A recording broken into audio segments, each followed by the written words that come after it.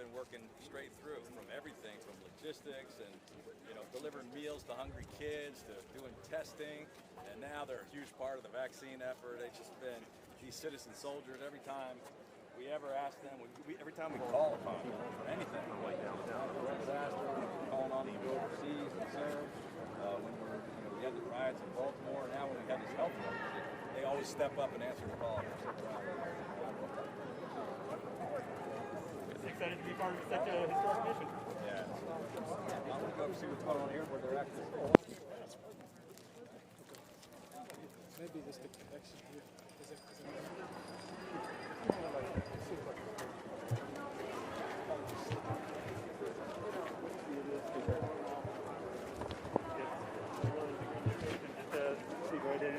Get here. Get people in and out in about 40 minutes. Is that I was going to ask what the wait time was? That's including the including the wait. It takes about 20-25 minutes to get their vaccine, and then about 15 minutes on the wait side. So far less than an hour, and they're in and out, all in their cars, nice and safe. And you can do it in the comfort of your own car. Exactly. People seem to really enjoy being in the car. The drive-through option is. They do. They definitely got a lot of feedback. They feel safer. They feel more comfortable in their vehicle. Yeah. Especially older folks that want to walk a long ways or can't stand a long time. Yeah. I don't want to walk that much. Yeah, older folks like you, me, and Cal. You mean? Me. Oh yeah. This way. I don't mean to screw up the Corey. I was just wandering off. I think we're going to one of your other places.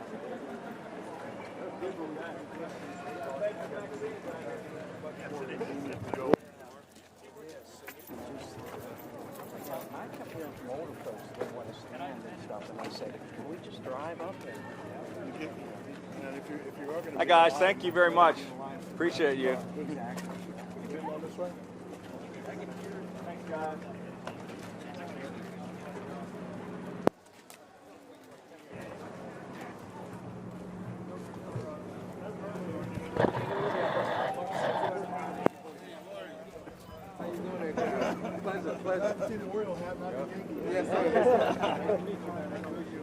I had an Oriole hat in the car. I should have put that on so I didn't burn my head.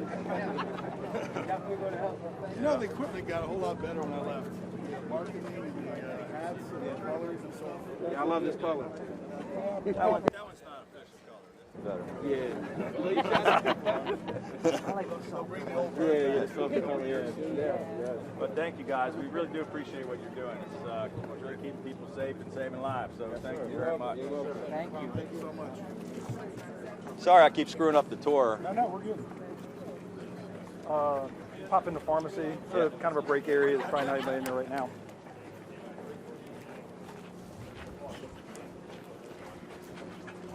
Our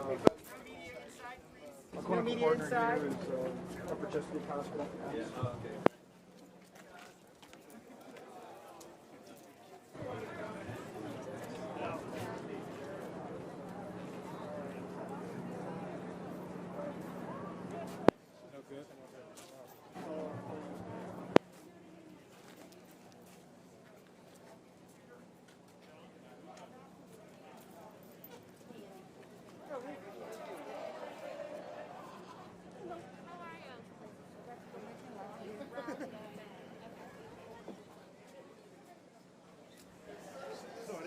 To the podium next. They're going to go down and around. They'll be there shortly. Oh, I'll look for it. Thank you. Appreciate it. They'll come back out this door? They'll come back out, yeah. Okay.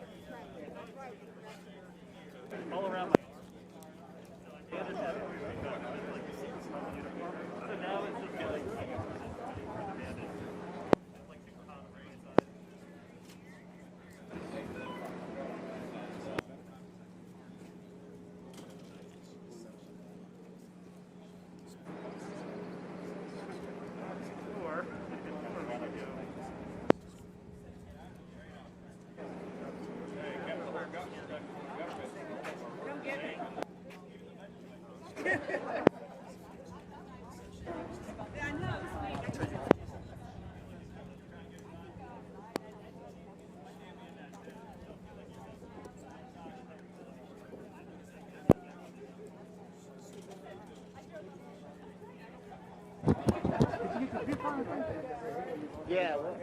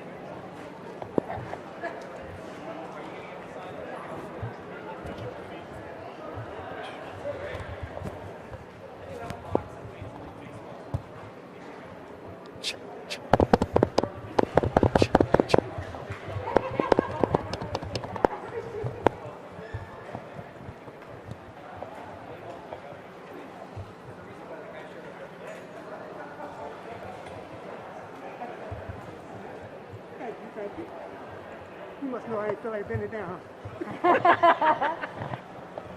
Thank you.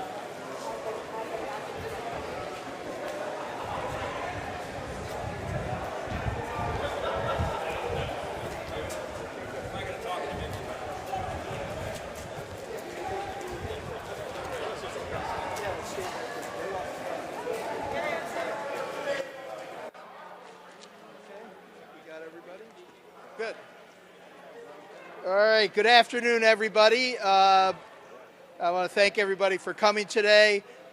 We just toured the site with the governor, and this is possible because of the governor's steadfast leadership over this past year. Of course, we have Cal Ripken Jr. with us. He needs no introduction, and we'll hear from him in a second. And then my colleague, Brigadier General Burkhead, who's been leading the Vaccine Equity Task Force. Senator Bob Cassidy's with us, Harford County Executive Barry Glassman, the Harford County Health Officer Dr. Boucher, and Dr. Colin Ward from Upper Chesapeake. So it's my pleasure at this time to introduce Governor Hogan. Yeah, thank you. Thank you, Secretary Schrader. Look, I just want to thank all the partners here. As I say at all of our mass vac sites, this truly is a partnership. It's a federal, state, and local government partnership with our private sector partners, and I just want to thank County Executive Glassman, the local health officer. I want to thank Upper Chesapeake and UMS for their partnership here, being our provider partners. This is a great opportunity. I want to thank the General and all of our Maryland National Guardsmen who are here doing such an incredible job all across the state. We have some great news.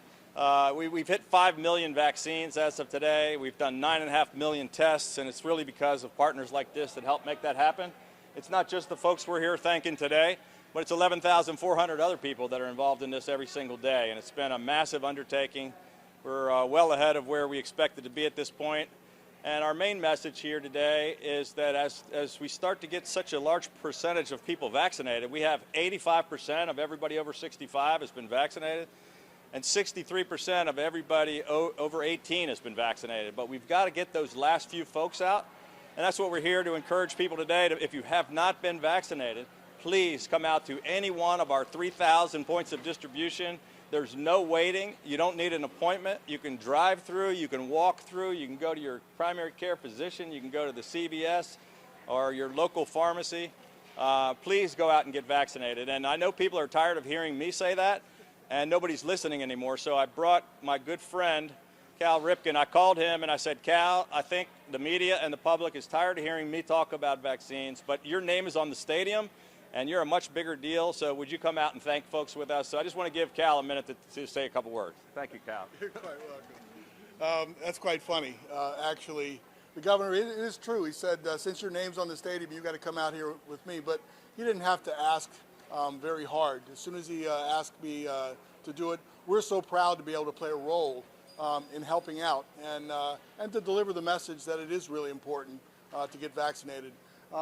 You're in your comfort of your own car. You're close to 95, easy off the exit, easy through the process, including the wait. It might take you as much as 40 minutes to get through the process. And as we get closer to normal, because it feels like it's a little bit more normal now, we still can't stop. We need to get everyone vaccinated. And I'm really glad and happy to be able to encourage all of those that haven't got vaccinated to take the time out and come out to one of these facilities and get vaccinated, so we can get back to the normalcy that we all remember. So again, we feel I'm honored that the governor would ask me to come out today. We're very proud that this facility, which we always see as a community gathering point, and there's nothing more important, to the community than having this here to encourage people to get vaccinated. So we're very proud and very honored and very, very thankful that we could help out in a small way. Thank you so much. Thank you. Let me now introduce County Executive Barry Glassman. Thank you, Mr. Secretary. I just want to take a moment to really thank the governor, the health department, Secretary Schrader, and all the folks that made this come together. You know, in Harford County today, we're about 34% with people that have had both shots fully vaccinated, up over 43% that have had their first shot. So we're ready to go. Last night I did a CTY call to all our county citizens to remind them that we're open, available, and they can drive through. And finally, I just want to really thank the Ripken family. I'm glad Cal is not in the shot with me. The last commercial we shot, we had to do it separately because they couldn't fit us in the same frame.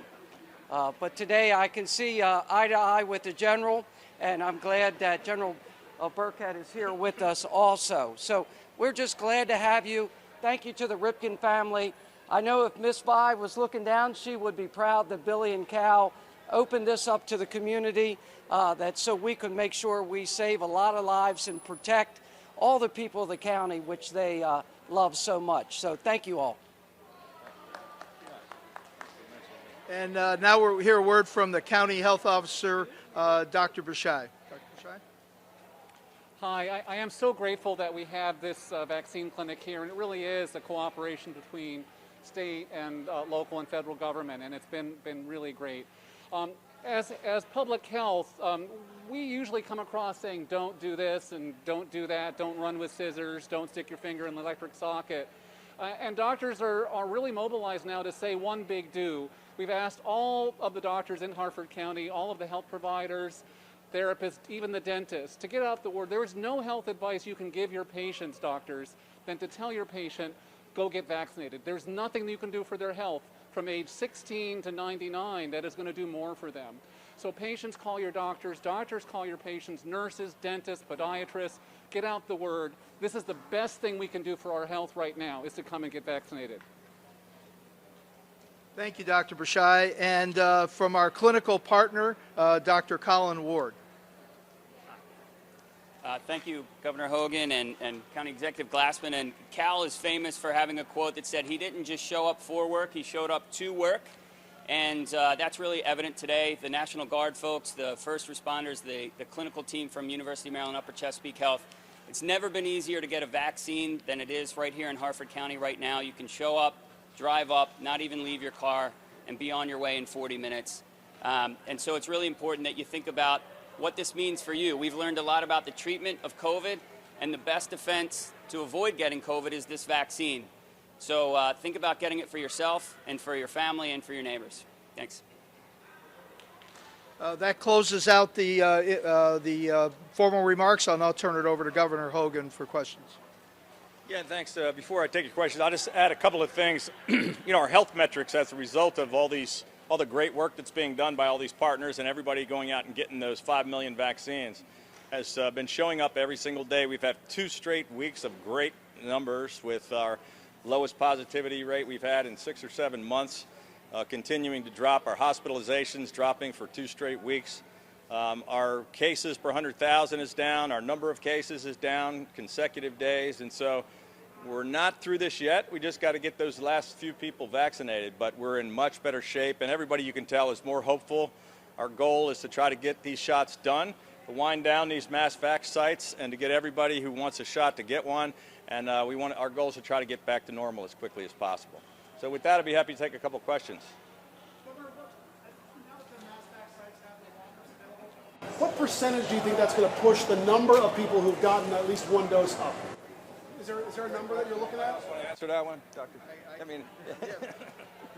Yeah, we've still got 2 million people to vaccinate, and we're hoping to be able to provide more access. And our objective is to get people, and we think they will come. There's employers they're sending, the university students, et cetera. So we're very confident that we will continue to see people at these sites for next several weeks. Yeah, and then we're hopeful that next week we'll get the EUA so that we can move forward with the 12 to 15-year-olds, and that'll be a whole nother group of 450,000 people to try to get done as quickly as we can. Hogan, can you do a walk-up for first or second doses, and are both of the vaccines being offered, so for example, could you drive your 15-year-old to a mass vaccine? And how does it help with the equity opening everything up to a walk-up? Well, it's not the only thing we're doing. So on the equity side, we're going into a big part of our effort now is not really the mass vax sites, which are winding down. Our big effort right now is to going out into the community and finding those people who haven't had the access to a vaccine or haven't yet gotten their vaccine. And we're trying to work on our confidence campaign and reach underserved communities, both in urban and rural areas all across the state, and try to make sure we get it done. But at the mass vax sites, you can still make an appointment. And if you want to be certain to get a spot and a time, you can do that. But there's also, if you just at the last minute are driving by on 95 and you say, hey, I heard there's vaccines, I was watching I heard Cal Ripken say I could go to the stadium and get a shot. You just pull right off and come get your shot. And we're going to continue to do that and encourage people to whatever is best for them. We're going to be doing it in the schools. We're going to be doing it in their primary care physicians. We have 13 mass vest sites, but we have 3,000 plus points of distribution. Doesn't have to be at first. Schedule your second dose, but if you want to go to a different time and get that at a different location, that's fine too. School's you're getting ready to start school for the next school year, and for the Pfizer vaccine, it's going to be able for 12 to 15. Are you going to require students before they go back to school to get the vaccine? And for folks who are hesitating, what's your message to them? On the schools, that would be up to the state school board, but I don't anticipate that happening. Our goal is to be trying to get as many of those kids vaccinated as much as possible. What we've seen so far is a lot of real interest from the 16 and 17-year-olds who came in a little bit after the 18 years. We had one thing that could work for them. They're lining up. They're very excited about getting it because they want to go play sports. They want to hang out with their friends. They want to get back into school. So the kids, we're hoping, are going to continue to really take advantage of getting those shots so we can all be safer. But our message for those who are not getting vaccinated is you've got to get out and do it. Everybody says, when can we get back to normal? Well, we can get back to normal when everybody gets their vaccine or when we get a large percentage of people vaccinated. It's the only way to keep yourself, your family, and your neighbors safe. In spite of all the great progress and all of our numbers doing great, if you are not vaccinated, you're still in grave danger. These are dangerous variants that are out there. We have younger people being hospitalized. Get your vaccine, you'll be safe, you won't get sick. If you don't get your vaccine, you could still be in the hospital and you could still die. That's the best message I can give you. Hogan, yesterday your comments on crime in the city sparked some controversy and criticism, especially from city leaders. The mayor says that he has reached out to you and he's willing to talk to you. When will you meet with the mayor and will you come to the city to see? The mayor and the police commissioner to come down to Annapolis as fast as possible. We want to hear about any kind of a crime plan they might have. Last time I met with the police commissioner, they had a plan that we didn't like and gave them a lot of suggestions on, which they didn't listen to. But we've already reached out to ask the mayor and his police commissioner to come down to Annapolis so we can hear what kind of a plan they do have. We haven't heard one so far. But I don't think it's controversial. I think almost everybody believes that violent crime in Baltimore City is a terrible problem and that people need to step up and get to work. Coordinating council, that was another Yeah, thing we the mayor. shut that down because it was totally ineffective and because they said they didn't want to focus on violent crime.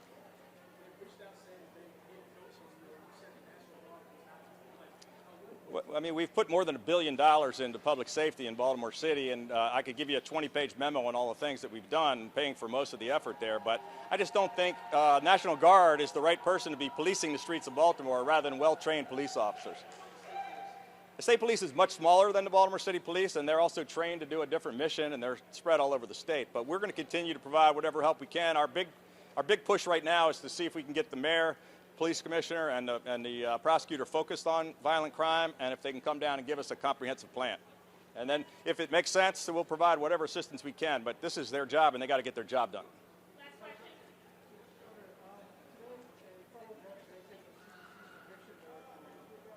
Maryland, what can we do about it? I didn't see the order that came down today, but we still have our same effort in place on evictions with or without the federal order. Thank you.